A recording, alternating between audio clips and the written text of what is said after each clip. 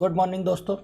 मैं संजीव पोसवाल आपके अपने यूट्यूब चहेते चैनल जिसका नाम है द लर्निंग अड्डा में आपका एक बार फिर से स्वागत करते हैं। हम लोगों की 10 क्वेश्चन की करंट अफेयर्स की सीरीज चल रही है, बहुत बढ़िया, जिसका नाम है डेली डोज। बहुत प्यार दे रहे हैं आप लोग, ये सीरीज बहुत अच्छी चल रही है। इसमें हम 10 के साथ साथ कम से कम 70 से 80 क्वेश्चन पे काम करते हैं और ये क्वेश्चन आने वाले एग्जाम के ऑल एग्जाम के लिए बहुत इंपॉर्टेंट है और मैं चाहता हूं कि आप इन क्वेश्चंस को जरूर देखते रहें, जरूर पढ़ते रहें और हमारे साथ जुड़े रहें। अपना एक बढ़िया है मॉर्निंग टी विद मी। आप लोग भी जो है क्या कहते हैं, टी कॉफ़ी कोई चीज़ ले सकते हैं लिक्विड। चलिए शुरू करते हैं हम। ये मोटिवेशनल थीम के साथ, मेहनत एक ऐसी सुनहरी चाबी है जो बंद भाग्य के दरवाजे खोल देते। द लर्निंग अड्डा बोल रहा है ये बात। अब बोल क्या रहा है साहब, देखो ये चीज तो याद रखिए, मेहनत मेहनत करनी चाहिए। जैसे ये देखो, ये पावरफुल आदमी मेहनत कर रहे हैं। अगर कोई मेहनत करता है तो निश्चित ही सफलता मिलती है, ठीक है। सफलता के कई प्रारूप होते हैं। लोग सफलता को नौकरी से आंकते हैं, नौकरी से आंकना सफलता नहीं है। मेरी नज़रों में सफल वो है जो एक अच्छा इंसान है, गुड बिहेवियर मैन, जिसने सब लोगों को एक धागे में पिरो रखा है। भाई एक बात बताओ, हम इस संसार रूपी सिनेमा में आए हैं, ये पिक्चर चल रही है सिनेमा, इसमें अपना रोल प्ले करने आए हैं और अगर हम इसमें रोल अच्छे से प्ले करते हैं तो जाहिर सी बात अच्छे एक्टर कहे जाएंगे और रोल गलत प्ले करेंगे तो अच्छे एक्टर नहीं कहे जाएंगे। तो अब आपको डिसाइड करना है आपको क्या बनना है, ठीक है। लेकिन कोशिश कीजिए, आप पढ़ाई कीजिए, बहुत अच्छे से पढ़ाई करेंगे, बहुत अच्छा रिजल्ट आएगा। आशा करता हूँ आप लोग मेरी बात को समझेंगे जरूर, ठीक है। चलिए पहला क्वेश्चन बहुत इंपॉर्टेंट है। एक नया काम शुरू हुआ है, कोरल लार्वा क्रायो बैंक। यह है south east Asia first coral larva cryo bank. Bank का मतलब होता है इकट्ठा करना, बैंक का मतलब होता है इकट्ठा करना। बात आ रही समझ में, इकट्ठा करना। बैंक का मतलब इकट्ठा करना है, तो क्या इकट्ठा करना है? लार्वा। लार्वा का इकट्ठा करने से क्या होगा, जिससे आगे कोरल रीफ को बढ़ाया जा सके। मतलब जहाँ जहाँ कोरल रीफ खत्म हो रही है वहाँ बढ़ाया जा सके। क्यों जरूरत है हमें कोरल की, क्या है कोरल, इसके बारे में बात करेंगे। पहले तो इस देश का नाम याद कर लिए, फिलीपींस से, फिलीपींस ने ये काम किया है, इंपॉर्टेंट है, ठीक है। क्या है कोरल, मैं आप लोगों को बताता हूँ, इसको बाद में बात करेंगे। ये है कोरल, ये है, ये रहेगा, ये सब जो दिखाई दे रही है कोरल है।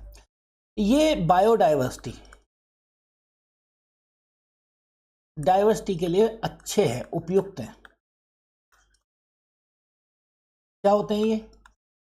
मरे हुए जीव होते हैं, मरे हुए सूक्ष्म जीव जो मर जाते हैं और पानी के भीतर रहते हैं और धीरे धीरे धीरे धीरे ये ग्रोथ करते रहते हैं, इसीलिए इनको कोरल रीफ कहा जाता है।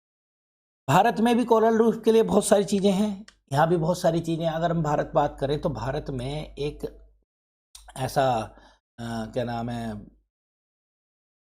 देखते ये सही लिखते हैं, हाँ कौन, लक्षद्वीप। लक्षद्वीप को आप याद रखें, लक्षद्वीप मूंगे की चट्टान से बना है ना, मूंगा भी कहते हैं भाई, कोराल को क्या कहते हैं, मूंगा भी कहते हैं, ठीक है, मूंगे की चट्टान,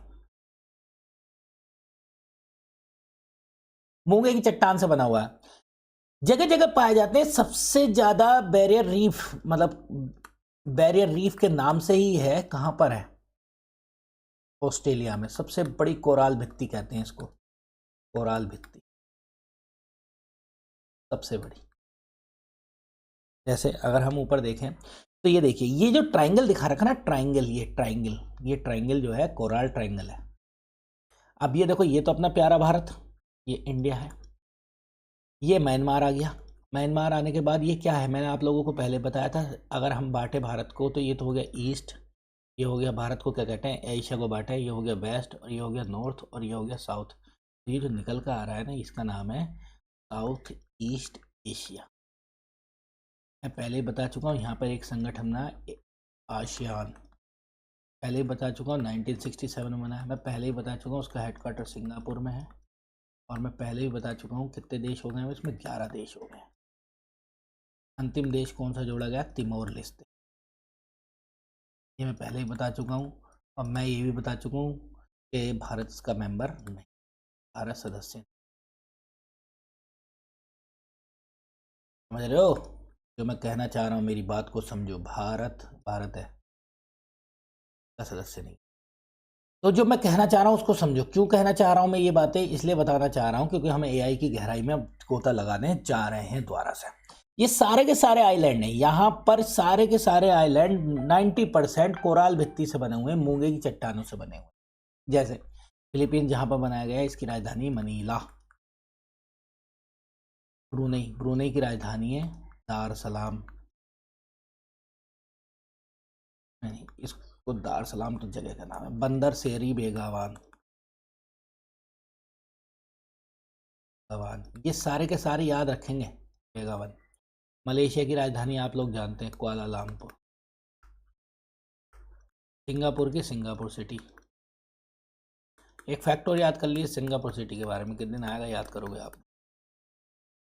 एशिया का सबसे नगरीकृत देश, एशिया का। वो देखो, ये ज़्यादा दिमाग मत लगाना कि सर क्या लिखते हैं क्या नहीं लिखते हैं, जल्दबाजी में हो जाता है। लो, एशिया लिखना आता है मुझे। सबसे नगरीकृत देश, ऑर्गेनाइज कंट्री। बंद हो जा भाई, चलो। नगरीकृत देश, ठीक। इंडोनेशिया की राजधानी जकार्ता। तिमोर लिस्ते ही आ गया। देखो, इसकी राजधानी दिल्ली नहीं, दिल्ली है, याद रखेंगे। कभी दिल्ली लगा दो, ठीक है। और न्यू पपुआ गिनी के पोर्ट मैरास्वी, ये ऑस्ट्रेलिया के आसपास लगे। ये देखो, ऑस्ट्रेलिया की राजधानी कैनबरा। यहीं पर वो वाली रीफ है जो मैं बता रहा था, कोराल रीफ। तो याद रखना, ये कोराल ट्रायंगल भी है, कोराल रीफ भी है। मैंने आप लोगों को काफ़ी चीज़ें इसके बारे में बता दी। भारत में लक्षद्वीप में मूंगे की चट्टानों का। किस देश के पीएम ने 1 महीने के भीतर इस्तीफा दे दिया? भाई 26 दिन के भीतर ही दे दिया। एक राजनीतिक अस्थिरता चल रही है फ्रांस में। फ्रांस में राजनीतिक अस्थिरता का कारण ये है कि यहाँ पर इमैनुअल मैक्रों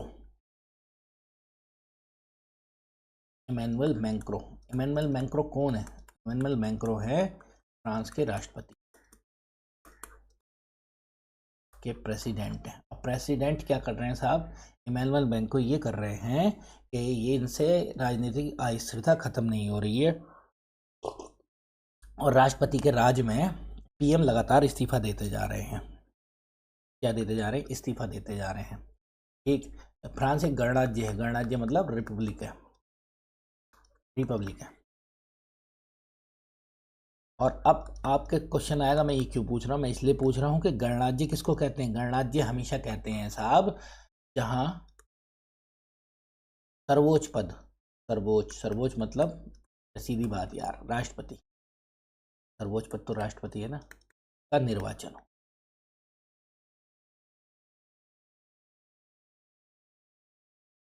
ठीक, याद रखेंगे। तो फ्रांस में चल रही है उठापटक, शेयर मार्केट बहुत बुरी तरीके से गिर गया, लेकिन मैक्रों ने उसका वो किया, क्या किया कि साहब अब कुछ दिन के लिए हम एक योजना बना रहे हैं, जब तक आप काम कर लीजिए। 48 घंटे के लिए योजना बनाई गई जिसका नाम है देश की स्थिरता योजना।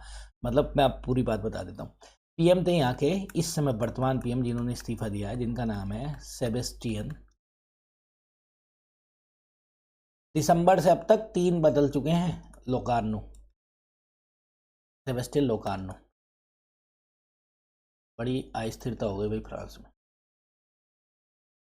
लोकार्नो ये थे, इनका कारण नहीं पता चला अभी तक क्यों दिया इस्तीफा। तो अब देखो भाई, अखबार पढ़ो ना, तो इस्तीफा जरूर क्या कारण है ये याद कर लेना, क्योंकि ये क्वेश्चन पूछे जाते हैं कि कारण क्या रहा। इससे जस्ट पहले ये कम उम्र के थे, 26 दिन रहे बस मात्र। इससे जस्ट पहले पीएम थे, उनका नाम था फ्रांसवा बायरू। ये बजट पास नहीं करा पाए थे, बजट पास ना करा पाना, इस कारण से इस्तीफा देके ये बने। बात 26 दिन रहे, 1 महीने के भीतर आ गए, मैंने पढ़ाया भी था ये। और तीसरे पीएम है जिनका नाम है सेबेस्टियन, सॉरी मिशेल बर्नियर। इसकी ज़रूरत नहीं है क्योंकि ये इससे पहले थे, इनकी कोई ज़रूरत नहीं है, इसको याद रखेंगे। ये 2 याद रखेंगे, फ्रांस पर बायरू बजट ना पास कराने के, और इनका भी कोई ना कोई कारण रहेगा।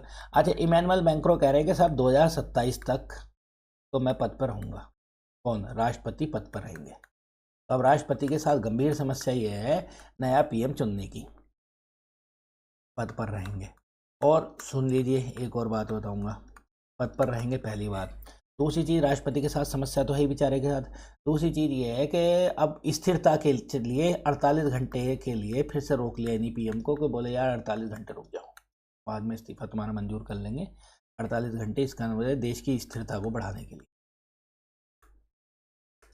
ठीक है,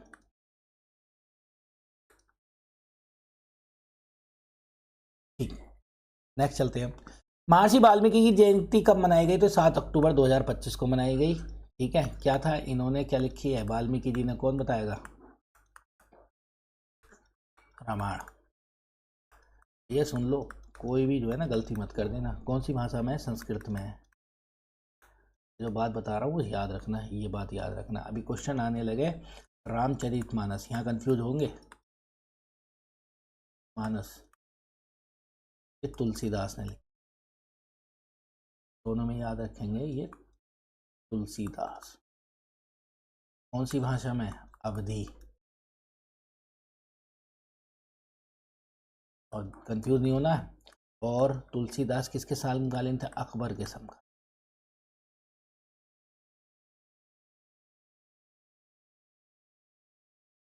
बात आ रही समझ में? तो वाल्मीकि जी ने रामायण लिखी है। ठीक, अब रामायण के बारे में मैं आप लोगों को क्या बताऊं, आप मुझसे भी ज़्यादा जानते हैं उसके बारे में। दिल्ली में सर्दियों में वायु प्रदूषण क्यों बढ़ जाता है? गर्मी के कारण इसलिए बढ़ता है? सर्दियों तापमान की, धूप की कमी के कारण, वर्षा के कारण? ये क्वेश्चन नहीं है, मतलब ये क्वेश्चन को हम ले आए, लेकिन इस क्वेश्चन को समझाने का कारण है, इसका आंसर तो यह है मौसमी हवाओं के कारण नहीं है, कारण लिखना था, ये लिया है। ये क्यों है, मैं जो क्यों लेकर आया हूँ क्वेश्चन को। क्वेश्चन असल में कुछ दिन पहले मैं आप लोगों को एक बात बता दूं, एक योजना चली थी दिल्ली में प्रदूषण के लिए, जिसका नाम था ग्रैप। याद हो किसी को? याद हो ग्रैप थी, ग्रेडेड रिस्पॉन्स एक्शन प्लान। तो ये ग्रैप 2 ग्रैप 1 के नाम से चल रही थी, लेकिन क्या हुआ कि एक दिन एक क्वेश्चन आया कि अभी हाल में ही दिल्ली में प्रदूषण से बचने के लिए कौन सा उपाय किया गया है, वो ग्रैप है। तो इसी तरीके का फिर से उपाय हुआ है जो वायु प्रदूषण को रोकने के लिए किया गया। किसको किया गया? वायु प्रदूषण को, एयर पोल्यूशन के, दिल्ली के। अब वो कौन सा है वो हम बात करते हैं। तो वो है DSS, याद रखेंगे DSS। इसका नाम है DESION, डिसीजन सपोर्ट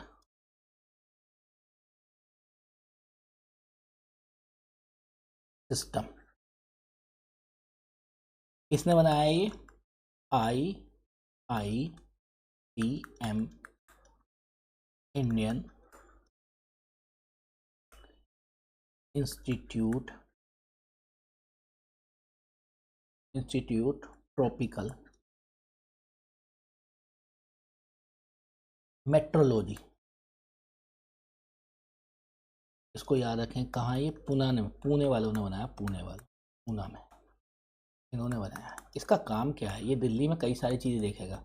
उद्योग, इंडस्ट्री की वजह से कितना एयर पोल्यूशन हो रहा है, धूल की वजह से कितना एयर पोल्यूशन हो रहा है, और खेतों में लगी आग, जिसके लिए किसान बदनाम है। तो इसने ये बताया कि खेतों में लगी आग इतनी ज़्यादा पोल्यूशन के लिए नहीं है जितनी और चीज़ें हैं, ये बताया इसने। ये क्वेश्चन आ सकता है DSS क्या है। अब एयर पोल्यूशन क्या होता है? देखो बहुत सारे होते हैं। PM का मतलब होता है पार्टी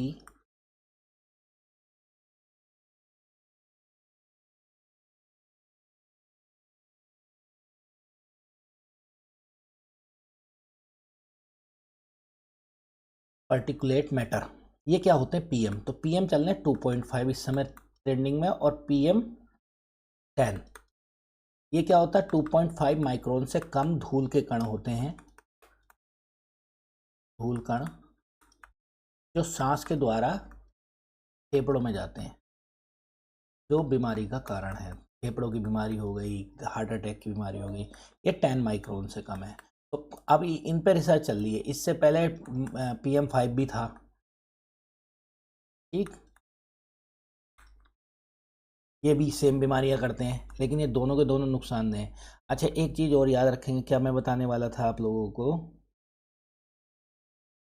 कुछ बताने वाला था, चलिए याद आएगा तो बता दूंगा। PM आ गया, PM10 आ गया, PM2.5 आ गया। ठीक है, तो ये याद रखेंगे। और हाँ, अच्छा, एक क्वेश्चन आता है बहुत बढ़िया, कि जब हम सांस लेते हैं, श्वास लेते हैं, तब हमें क्या मिलती है? लेने पर एटीपी की फॉर्म में, एटी की फॉर्म में एनर्जी या ऊर्जा मिलती है, याद रखेंगे।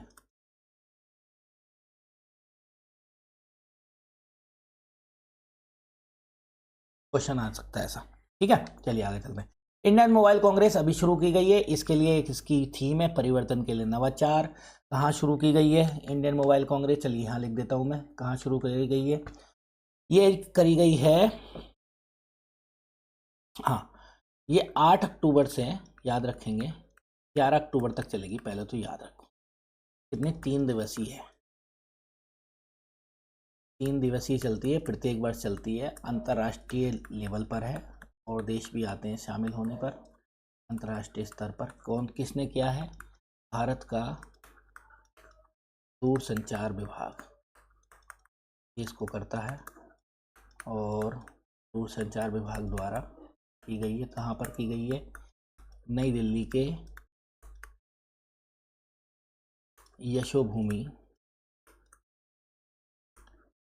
यशोभूमि द्वारका में पीएम मोदी ने उद्घाटन किया।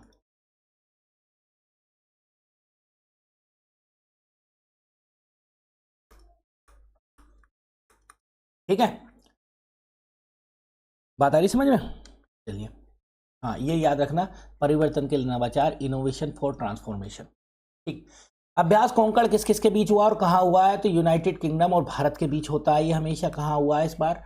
भारत के वेस्ट कोस्ट पर हुआ है, वेस्ट कोस्ट पर हुआ है।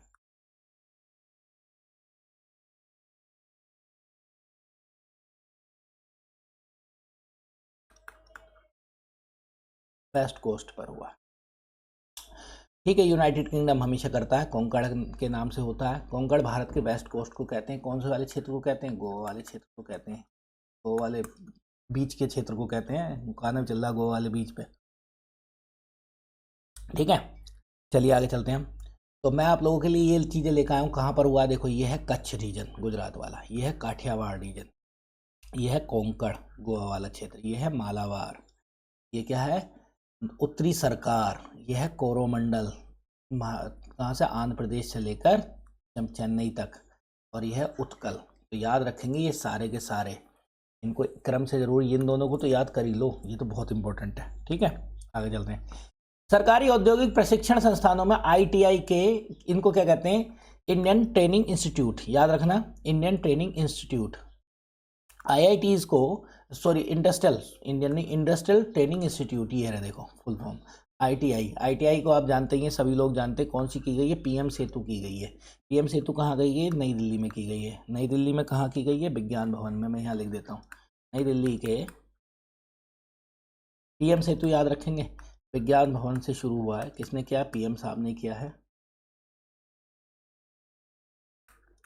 से शुरू, पीएम सेतु फुल फॉर्म क्या है? अच्छा, याद रखना, 1000 से ज़्यादा सरकारी आईआईटी का आधुनिकीकरण करना है, आईटीआई का आधुनिकीकरण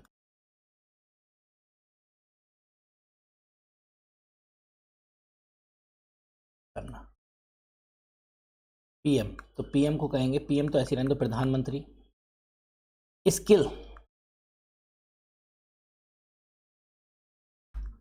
स्किलिंग एंड एम्प्लॉय,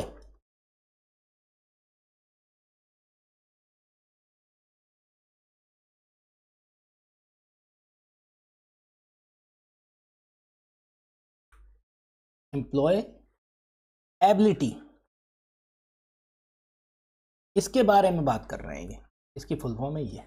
तो याद रखेंगे किससे संबंधित है? पीएम सेतु, पीएम सेतु आईआईटी से संबंधित है। चलिए अगले क्वेश्चन पे चलते हैं हम, नेक्स्ट क्वेश्चन पे आते हैं। नेक्स्ट क्वेश्चन क्या है हमारा? दुर्लभ यूरोपियन पक्षी आर्टोलन बटिंग, ये क्या है? किस राज्य में देखा गया? तो वेस्ट बंगाल में देखा गया। मैं आप लोगों को दिखा देता हूँ, ये है हमारी बर्ड, चिड़िया। ये यूरोपियन चिड़िया है, ये बहुत दूर से, आर्कटिक से भी आती है, सब जगह से आती है। और इसके साथ सबसे बड़ी गंभीर समस्या क्या है? बेचारी पूरे यूरोप में चक्कर लगा के सब जगह घूमती रहती है, प्रवासी पक्षी है। लेकिन समस्या क्या है? IUCN की रेड डाटा बुक में है, मतलब ये भी डेंजर्ड है, बड़ी रेयर है।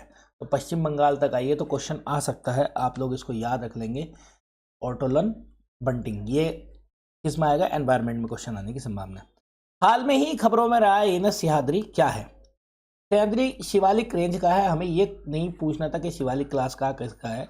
अब ये मलेशिया चलेगा साहब, मैंने बताया ना, मलेशिया चलेगा। और वहां पर क्या कर रहे हैं, देखो मैंने ये बताया था कि कोई भी भारत का जहाज या भारत का इस तरीके का युद्धपोत किसी देश में जाता है तो वहां पर संबंध राजनयिक भी होंगे,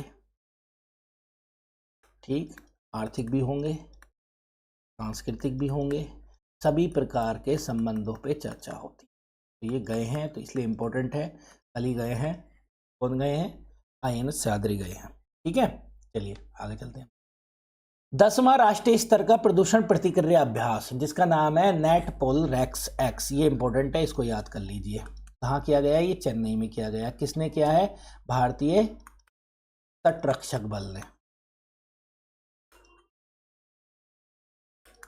ने, इंडियन कोस्ट गार्ड ने, आईसीजी ने किया है। किस लिए किया है, वायु प्रदूषण को के कारण, ठीक है, जिससे लोगों को जागरूकता मिल सके। और कौन से लेवल का, 10th है, इससे पहले भी हो चुके हैं ये। ठीक है, चलिए अब आगे चलते हैं हम। ये आ गया हमारा। Thank you for watching. आप लोगों ने मेरे लिए इतना समय दिया, बहुत बहुत धन्यवाद। आप जरूर इसे लाइक सब्सक्राइब कीजिए चैनल को, ठीक है। बाकी मिलते हैं कल हम लोग, धन्यवाद।